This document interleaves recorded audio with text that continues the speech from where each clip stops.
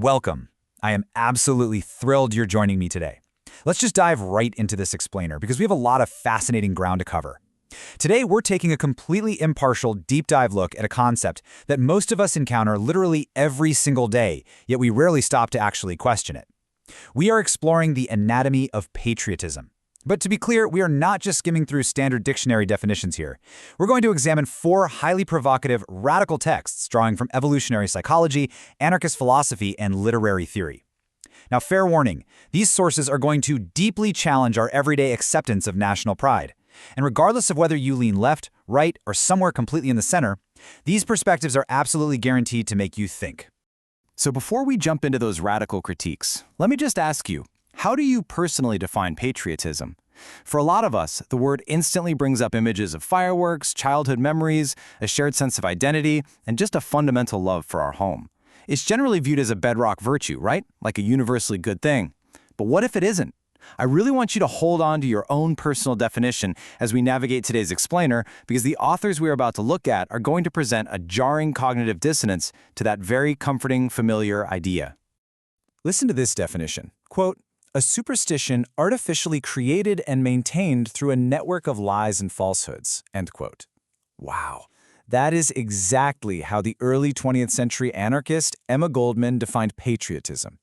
Both Goldman and the legendary Russian novelist Leo Tolstoy viewed patriotism not as some noble virtue, but as a highly destructive tool of the state.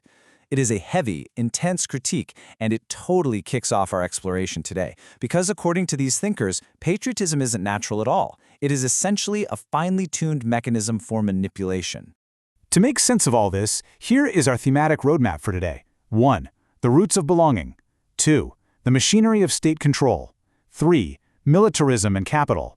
4. The us versus them mentality. And 5. The cosmopolitan alternative. All right, let's get right into it. Starting us off with Section 1, the roots of belonging.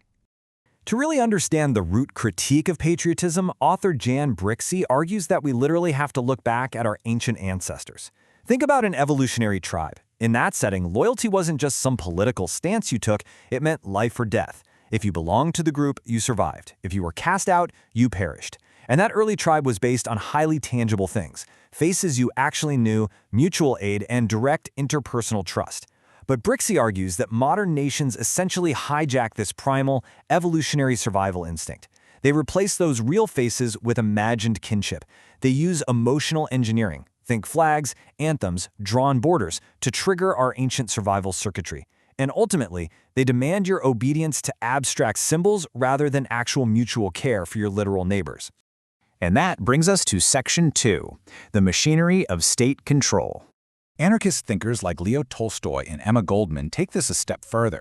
They argue that the state doesn't just passively sit back and benefit from this evolutionary glitch. No, they actively manufacture this sense of national belonging to maintain control over the masses and demand absolute obedience.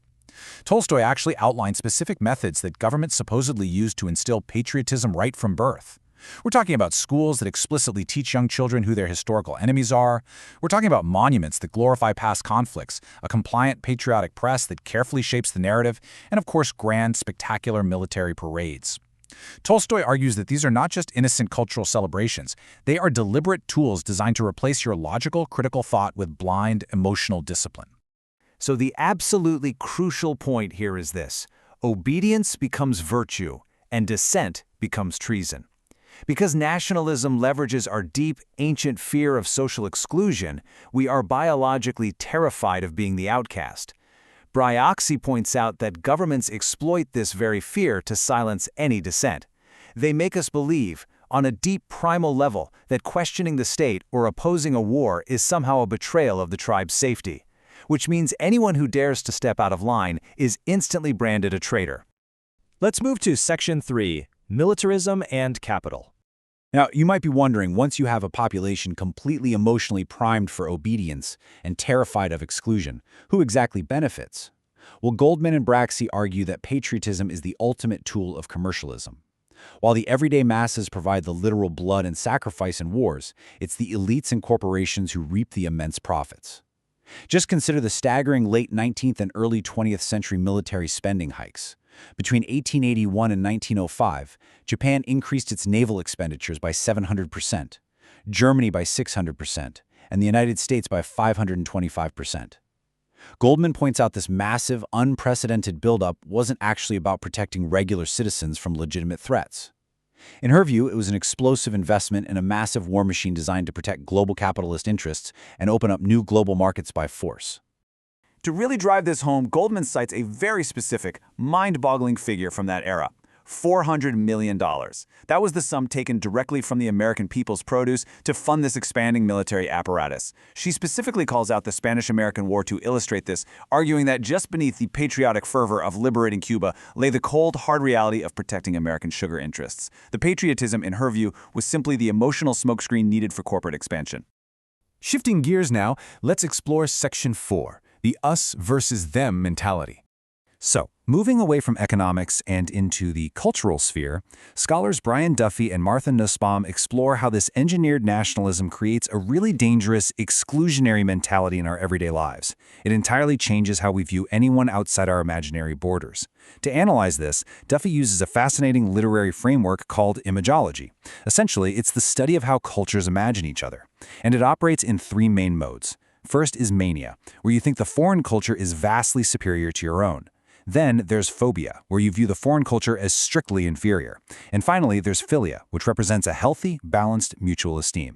We can actually see these exact modes perfectly illustrated in Richard Ford's novella Occidentals, looking specifically through the lens of American characters visiting Paris. On one side, we have Rex and Bia. Now, they operate entirely in the phobia mode.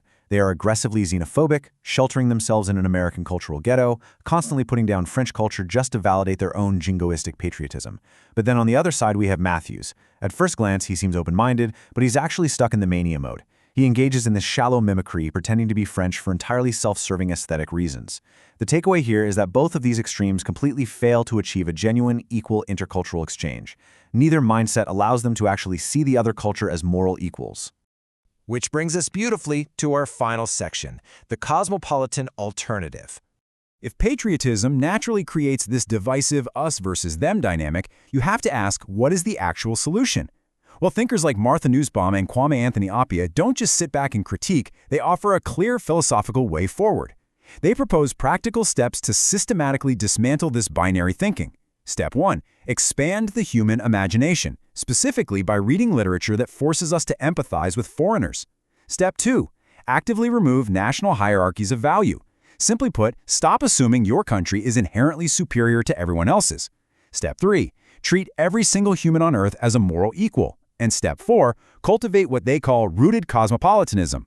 So what exactly is rooted cosmopolitanism? This is a concept championed by Charles Taylor and Appiah, and it completely refuses the strict binary that says you have to either love your country or love the world.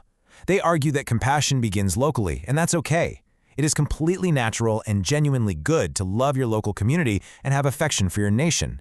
But that affection must proportionately expand outwards into a global moral identity. You can be deeply rooted in your local culture while still viewing global humanity as your ultimate moral family. And that leaves us with one final, really profound question to consider today. Based on everything we've explored, from the depths of evolutionary psychology to anarchist economics, where do you personally draw the line between healthy community affection and exclusionary nationalism? Is it truly possible to love where you come from without being manipulated into fearing everyone else? I really hope this explainer has given you some fresh tools to critically evaluate your own ideas of belonging. Thank you so much for joining me today, and as always, keep questioning the world around you.